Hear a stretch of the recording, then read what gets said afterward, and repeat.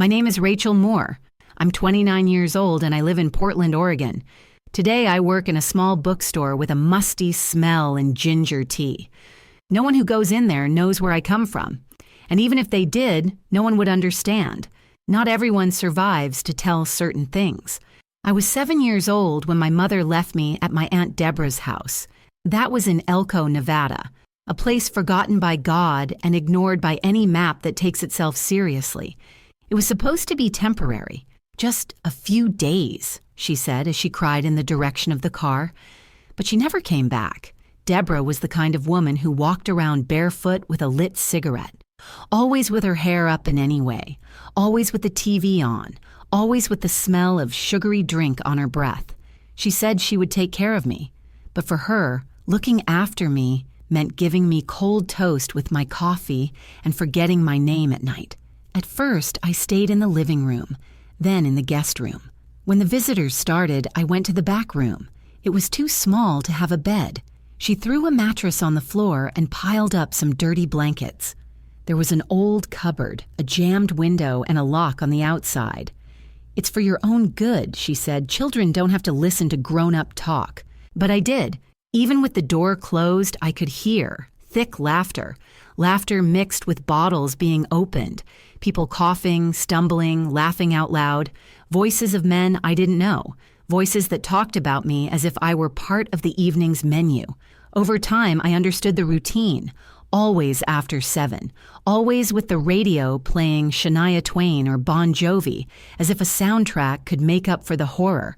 And then she'd say, "Go to your room, Rachel. Now and close your mouth." I obeyed. Of course I obeyed. Children obey when they're afraid. And I was afraid of her friends, afraid of myself, because my body was beginning to understand things that my head couldn't process. One night, I hid in the closet of the bedroom. I took my armless bear, a dim flashlight, and stayed there. I kept quiet. They came in. Deborah said, "Not today." Someone complained. She said, "Next time, there'll be no shortage of beer." And they laughed. They laughed out loud. That was the day I understood. She wasn't just hiding me. She was offering me. She traded me. I was currency, barter, flesh.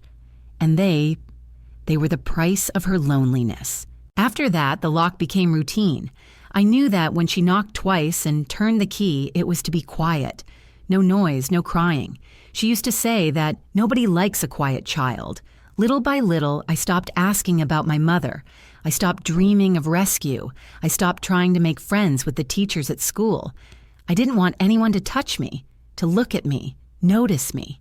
I grew up like someone holding their breath underwater, hoping not to drown, but also not knowing how to swim. At 13, I was taken away by social workers. A neighbor reported the noise and the smell. They said it was a case of neglect. They didn't look hard enough. They didn't want to know. Deborah answered everything with that cynical smile and came out on top. I was put in a temporary home, then another, and then another. I never told them everything, not even to the therapists, not even to the new temporary parents. Talking hurt more than remembering. But I remember. I remember every turned latch, every nameless night. And now, after so many years, I've decided to tell. Not to get it off my chest, not to get even, but because her silence still lives in me, and it's time someone listened. The horror didn't start with the first touch. It began with the first omission, and that was just the beginning. Once I understood what was happening in that house, I started to walk differently. Even my feet became lighter. I didn't want to make a sound even when I breathed. Any sound could attract someone to the door. And the door was what separated me from the rest. The door, the latch, the push of the chest of drawers that I dragged out every night even though my arms hurt. School was the only place where time seemed to follow rules. The bell rang, voices had order, people sat down, ate, left. It was predictable. I liked that. I felt safe with predictability, until someone brushed against me, or asked where my parents were, or why my clothes smelled funny. Then I became a noise again.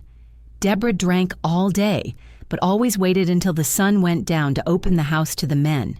Neighbors, Guys from the garage, truck drivers who passed through Elko, anyone who would bring 2 cases of beer. That's how it worked. She'd laugh, offer the sofa, then disappear into the hallway. When she returned, the voices died down. I knew it was time to shut up even more. One of them tried to touch me once. I remember because it was the first time I reacted. I kicked him so hard that I hit my head on the corner of the dresser. He ran away. Deborah slapped me and angrily threw the beer away. She said I was ungrateful, that I didn't understand what she was sacrificing to keep me there, that I should be grateful not to be on the street. From that night on, she locked the window too. She put up a makeshift iron bar, and I stopped seeing the sky. Keeping quiet became an art. I practiced it. I would lie on my stomach and hold my tears in until my face hurt. I learned to sleep with one eye open, and I started to think a lot, imagining stories, creating versions of myself in other places, a place where Deborah didn't exist, where no one laughed too loudly, where my body wasn't a bargaining chip. I never had the courage to ask why my mother wasn't coming back. I think part of me already knew she wasn't coming back. And if she did, she might not even recognize me. My last memory of her was the car window wet with tears and the sound of suitcases hitting the trunk. Then silence, no letter, no phone call, just an emptiness that became routine. At the age of 9, I started writing on the walls of my room with shards of stone I found in the yard. Not words, just marks, scratches, counts. It was like counting the days in prison, a kind of control, something that was mine alone. Deborah saw it one day and made me paint everything beige. "This isn't your house," she said. "You're not leaving your dirt on my walls." And she threw away my doll, the only thing I still pretended to love. When I was 10, something happened that changed the rhythm of the evenings. She started bringing men into my room, but I was still in the closet. She said it was because the mattress in the living room was punctured. That was a lie. It was because she knew I wouldn't scream anymore, that I was a shadow in there, that no one would hear. The closet became a cave, one prison inside another. I didn't sleep, I didn't eat properly, but nobody asked. At school, I was the weird girl who avoided everyone and trembled when she heard footsteps behind her.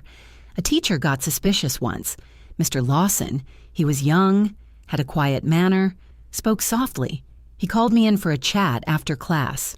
He asked if everything was all right. I smiled, the kind of smile that is rehearsed in front of the mirror until it looks convincing. I said that everything was fine, that my aunt worked a lot, and that I just felt a bit lonely. He believed me. He gave me a lollipop, and he never asked again. At the time, I started bleeding. Nothing that looked serious, but enough to make me think that maybe my body was imploding. I didn't speak a word at school for weeks until they sent a social worker. She showed up at the house on any given day with a clipboard and a smile I didn't understand. Deborah made up a story about my mother being ill, about me being shy, about how she loved me like a daughter. She made coffee. She laughed. She was convincing. The woman with the clipboard left without even opening the door to my room. And that night, Deborah was angrier than usual. She said I was a risk, that if anyone asked any more questions, she'd send me to an orphanage, that I'd better cooperate. I wanted to die, but without knowing how, because children don't know what it's like to die. All they know is that they want to disappear, that it wants to go to sleep and not wake up in the same place. So I started writing notes, scribbles hidden under the mattress. Phrases like, "Get me out of here," and "She'll trade me for beer." One day, one of them disappeared, and for weeks I panicked. I never knew if anyone read it. I never knew if anyone found it. But something changed. At 11, a new assistant came, this time with a policeman. They took me straight from school. No warning, no explanation. By the time I realized it, I was already in the car. I only had time to look out of the window and see Deborah smoking on the balcony as if nothing was happening. She didn't run. She didn't even try to stop me. She knew. The house they put me in afterwards was small, but it was like a castle. There was a clean blanket, my own bathroom, and no one knocked on the doors after 7 in the evening. I stayed there for 2 years. I never spoke my aunt's name again, or my mother's. I changed schools, towns, names, almost, but inside I was still the same girl who counted cracks in the ceiling to pass the time. I never knew if they arrested Deborah. They never wanted to tell me, and I didn't ask either, because part of me still thought that if I knew, I'd dream about her again. And what I wanted was to forget. The first time I tried to talk about what had happened, my voice failed me. I was already 18, already living on my own, already supporting a tiny room in the back of a cafeteria where I'd been washing dishes since high school. I thought that in time my throat would open up. I thought you just had to want it. But it wasn't like that. When someone asked about my childhood, I would go up in smoke. Little by little, I practiced lying. I'd say that I'd been brought up by my grandmother, that my mother died early, that my father was absent. People accepted it. Nobody insists too much when the story seems sad enough not to be challenged. And the more time passed, the more I believed in this plot I'd invented in order to survive. But it didn't go away. The smell of the room came back when I least expected it. A damp sheet, an old song, a bottle forgotten on the sidewalk. Memory doesn't warn you. It enters without asking permission. One evening after work, I took a bus to a neighborhood I'd never been to. I don't know why. I just went.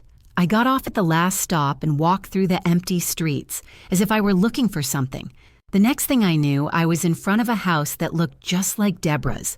Same narrow porch, same peeling windows, same flickering yellow light in the background. I stood there for about 5 minutes. I couldn't breathe properly. A man opened the door and looked at me. I ran. I didn't even know where. I just ran, as if running was enough to wipe away the memory.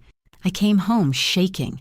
I spent the whole night sitting on the bathroom floor trying to understand what still held me back then, what kept me cooped up in a windowless room even after so long. That's when I started writing for real. No more hidden phrases or distress notes, but everything, every detail.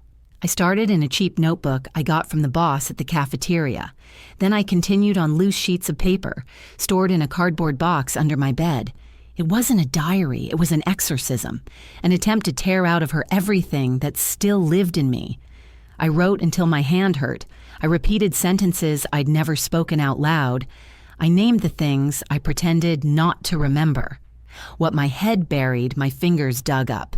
Sometimes I cried without knowing where. Sometimes I just stared blankly at the wall, pen still in hand. At that time, I met a guy called Ryan. He worked as a delivery man and always stopped by the coffee shop. He had the calm manner of someone who didn't want anything. He started by making conversation, then sat with me during the break. He never asked too many questions. He just listened. He started taking me home on his motorcycle, even when I said I could walk. One day he invited me to dinner at his mother's house. I refused. I didn't know how to get into someone's house without mapping out all the exits. He understood. He didn't insist. He just made it clear that he was there. Little by little, I let him in. Not into the house, into me. Not completely, of course, but enough to breathe a little better. Until one morning, while cleaning out the cupboards in the cafeteria, I found an old news item, printed out and stuck to the bottom of a donation box. A faded headline, "Woman arrested for involvement in trafficking and exploitation in Elko." My heart stopped. Her full name was there, Deborah Lynn Moore. I read the whole story, 3 times. She had been imprisoned for almost 10 years, convicted of trafficking, falsifying documents, and promoting prostitution. No direct mention of children, not a word about what she did to me. But the rest was there. The routine of the parties, the exchanges, the favors for drinks, the men, everything. I sat on the floor of the pantry and stayed there until the shift was over. When I left, I took the paper with me, folded 4 times, as if it were too dangerous to be loose. I put it in the bottom of the box where my notebooks were. That night, I dreamt about her for the first time in years. In the dream, she was laughing, sitting on the balcony, her hands dirty, her lipstick smeared, saying that I was weak. I woke up with a taste of blood in my mouth. I'd bitten my lip in my sleep. I looked in the mirror and stared at my face for long minutes. It was then that I made a decision. I had to go back, not to see her, not to confront anyone, but because the fear was still there, and I wasn't going to carry that prison for the rest of my life. If she was alive, fine. If she was dead, even better. But I needed to see with my own eyes that I was out of there, that I was in charge now. I took 2 days off, rented an old car, and drove to Elko. The journey was a blur. The landscapes told me nothing. The signs passed by like shadows. All I could think about was the house, the cupboard, the sound of the latch turning. I arrived in the late afternoon. The city was the same, stuck in time. The same houses, the same gas station, the same supermarket selling cheap beer in giant packets. I walked slowly through the streets like someone peering into the past, and then I saw it. The house, the same, a little more worn perhaps, but still standing. I felt like throwing up. I pulled the car over and stared. The balcony was empty, no sign of movement. I walked to the gate. A man was sweeping the sidewalk next door. I asked if anyone lived there. He looked at me strangely. He said no. The woman who lived there had been taken away by the police many years ago. The house had been abandoned ever since. Nobody wanted to buy it. Nobody wanted to go near it. They said it was bad luck. I thanked them and went back to the car. I kept my hands on the steering wheel for a while without starting the engine. I didn't know what to do. Part of me wanted to go in. Part of me wanted to run away forever. But something pushed me. I got out, jumped over the fence, and walked to the door. The handle was still there, rusty. I turned it slowly. It was open. I walked in. The room was full of dust with furniture covered in sheets. The floor creaked. The smell was fainter than I remembered, but it was still there. A stench of stale beer mixed with abandonment. I walked to the corridor. Every step hurt. The room I was sleeping in seemed smaller. The mattress was gone, but the cupboard was still there, the lock hanging, the iron bar leaning against the wall. I opened the closet door. It was dark, locked, as it always was, and for the first time, I cried. Not a cry of fear, not of pain, but of the end. I was back. I was on my feet, and she wasn't. Deborah no longer had any power over me. Returning to Portland after that was like waking up from a silent coma. I was alive, but something had been ripped away, something I didn't even know I was still carrying. The closet was empty, the house abandoned, but it was as if I had left part of myself inside, with the moldy walls next to the echoes that no one ever heard. For the first time, that place didn't seem any bigger than me, and that scared me more than if Deborah was still sitting on the balcony.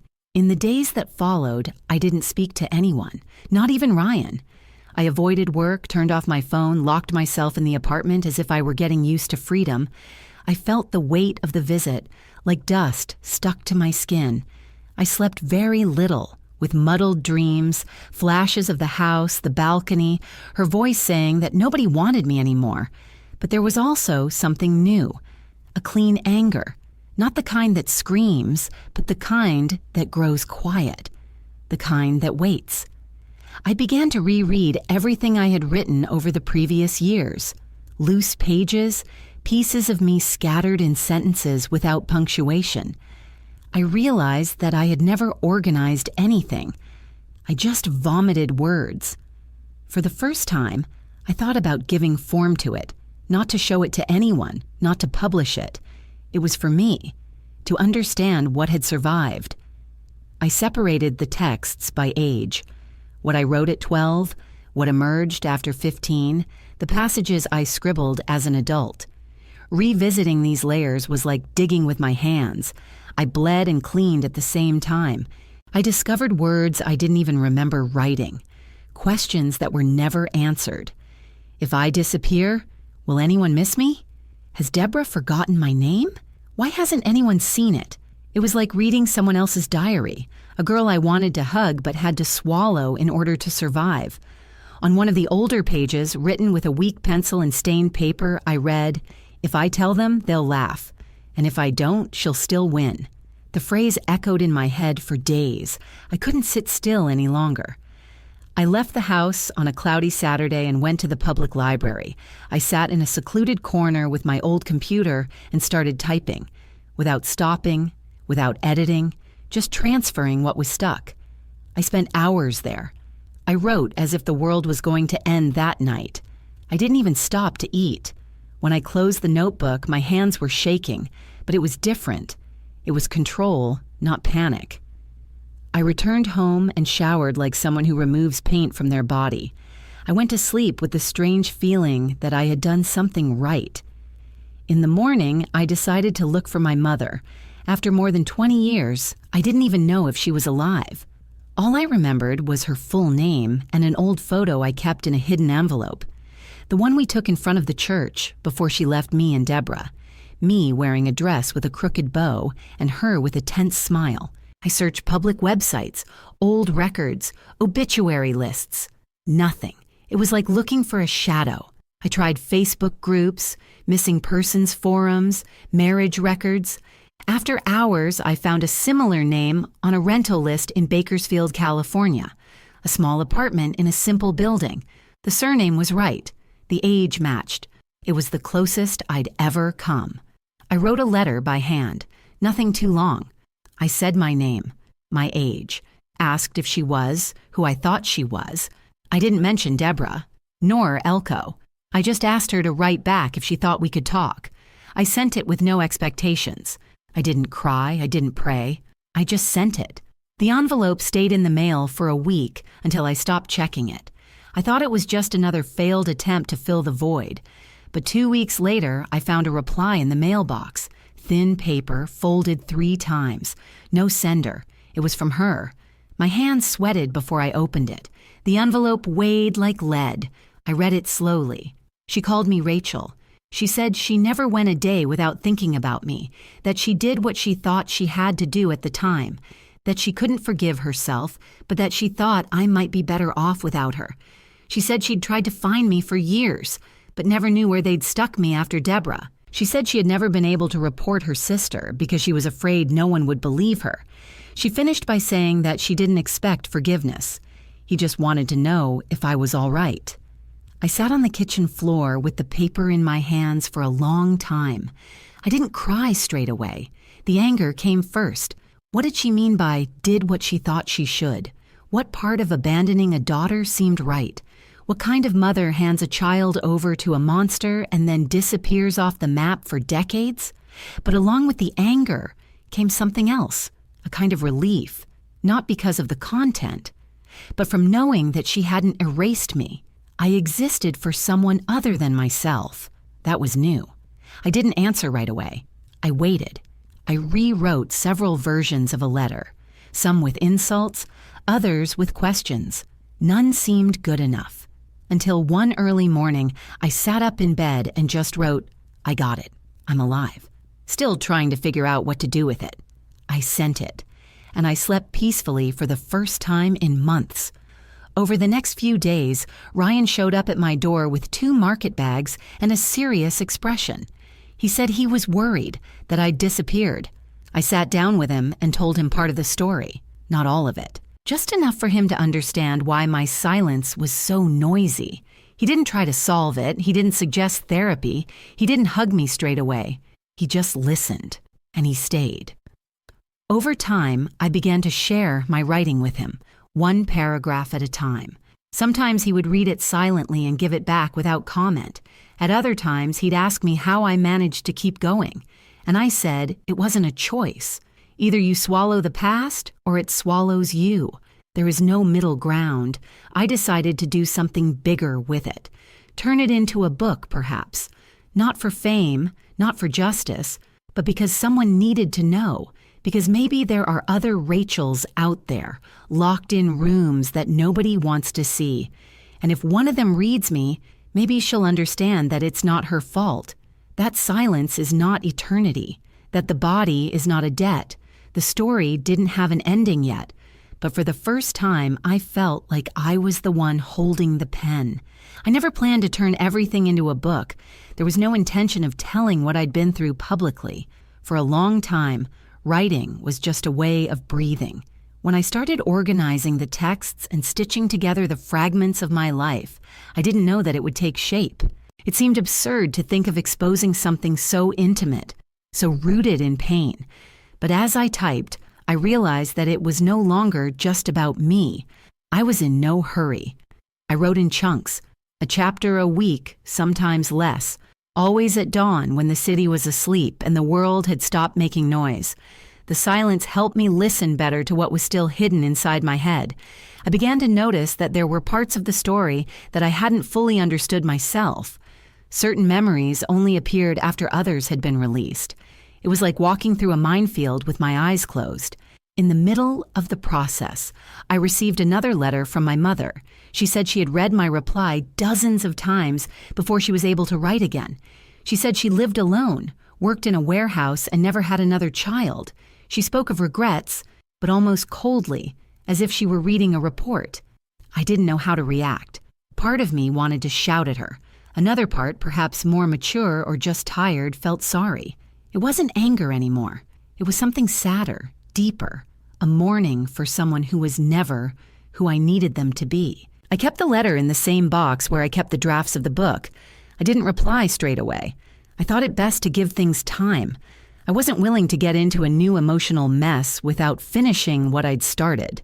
Meanwhile, the routine with Ryan went smoothly with no demands. He was the first man who didn't try to fix me. He never treated me like a wound. He saw me as whole, even though I knew that parts of me were still being rebuilt. Sometimes I'd wake up sweating after bad dreams, and he'd just look at me like, I'm here. I didn't need to speak. His silence was the only thing that didn't hurt. As the manuscript grew, I started researching what to do with it. I discovered small literary collectives, independent publishers, support forums for survivors. I didn't want glamour. I wanted someone to read it and understand, to see beyond the pain, to see the courage to stay alive even after everything. I sent the text to an anthology that brought together stories by women who had experienced family trauma. I didn't expect a response, but 2 weeks later, I received an email from one of the curators. She said that my story was hard to swallow, but impossible to ignore. She felt anger, disgust, compassion, and above all, respect. She asked if I wanted to keep my real name. I thought about it for a few days. The idea of exposing my identity made me tense, but hiding it would mean that I still felt ashamed. And I didn't anymore. For the first time, I understood that it wasn't me who had to hide. I agreed to publish, name and all, Rachel Moore. It was as simple as that. When the anthology was released, I received messages from other women. Some said they had been through similar situations. Others thanked me for putting into words what they had never been able to say. There were people who just wrote, "Thank you," and that was enough. I read each message as if I were receiving back pieces of myself that had been taken away. It was strange, beautiful, and at the same time, devastating. Knowing that there were so many other Rachels scattered around the world gave me strength and sadness at the same time. But it was real, and I wanted the real thing, no matter how hard it was. A month after publication, I received an unexpected call. It was a journalist. He had read the book and wanted to do an interview. He said he thought it was important to talk about the subject, that people needed to understand how abuse happened within families, away from the eyes of society. I remained silent for a few seconds. The thought of exposing my voice, my face, made my stomach turn. But I also felt that maybe it was time. The girl who had been hiding in the closet could now speak. I said yes, fearfully, but she did. The article came out the following month, with my photo, my name, my story, the way it happened. No flourishes, no censorship.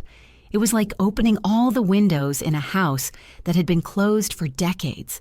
The light came in and showed everything, dirt, cracks, marks on the floor.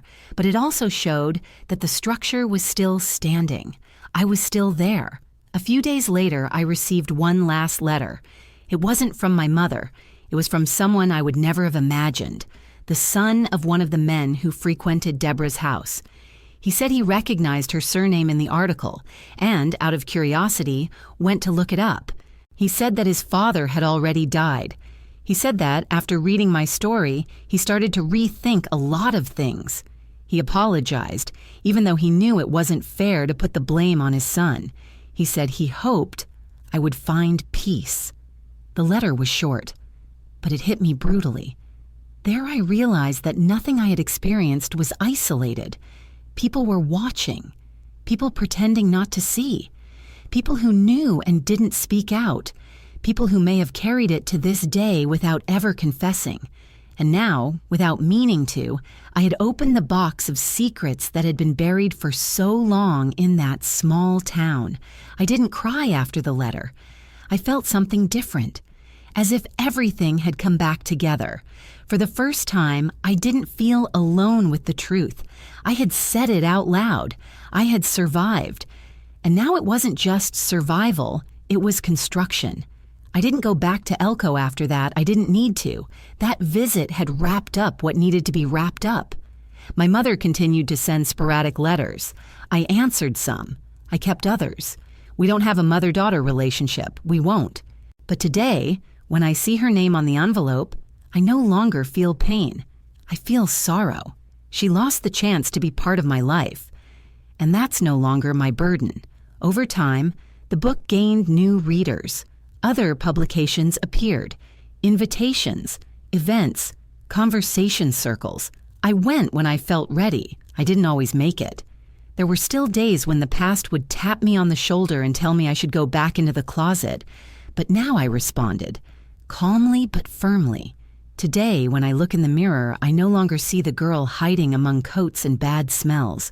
I see someone who decided to break the cycle, who wrote her own ending, who turned shame into a weapon and silence into a stage. The story that began with one locked door ends with all of them wide open, and let whoever wants to come in. If you've made it this far, take a breath. This story wasn't easy to write, and maybe it wasn't easy to read either. If anything in it hurt you, reminded you, or simply made you stop for a second, leave a comment, even if it's just a point. Sometimes that says it all. And if you thought this voice deserved to be heard, click on like. It just goes to show that stories like this matter, even when no one wants to hear it.